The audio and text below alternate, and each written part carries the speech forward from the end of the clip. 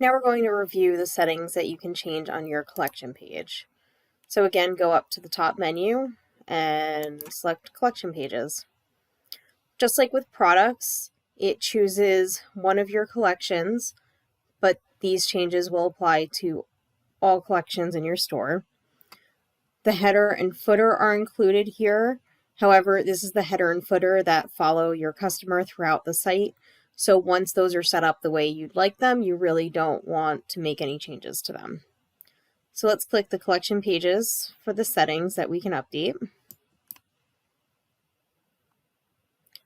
So the first thing is, I just want to point out this image here and this description is within the collection itself. So each collection can have its own image on the top and description.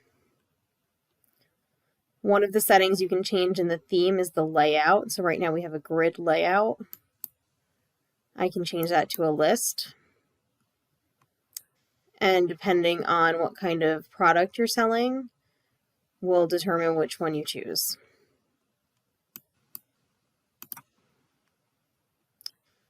So going back to the grid, you can adjust how many products per row. So if you have a lot of items, you may want to go up to 5. If you have very few, you may want to do 2 or even 3.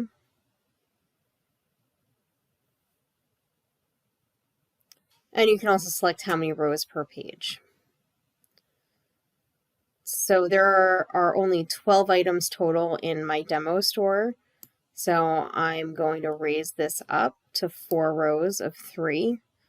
That way it's all on one page. But if you have a lot of items, you can select how many rows should go on the page, and then it will automatically create a little navigation experience for your customer so they can browse through the rest of the collection.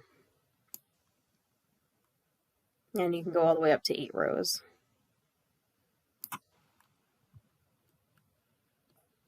Here you can choose whether or not to show a collection image. I think the collection images really add something, especially if you find some lifestyle imagery that really show the customer what your brand is and is something that gets them excited for the product.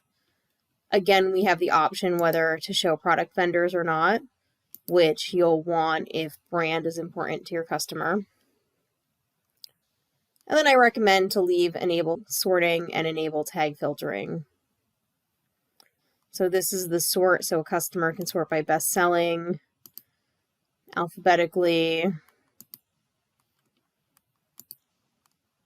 by price, and by date. And then tag filtering is something that you might want to set up on the back end. So you might want to add product tags saying what kind of material the product is or color. That way the customer can easily filter through. And if they only want, say, blue office items, they can choose blue and they can shop by whatever other features are important to them and that they might want to shop by.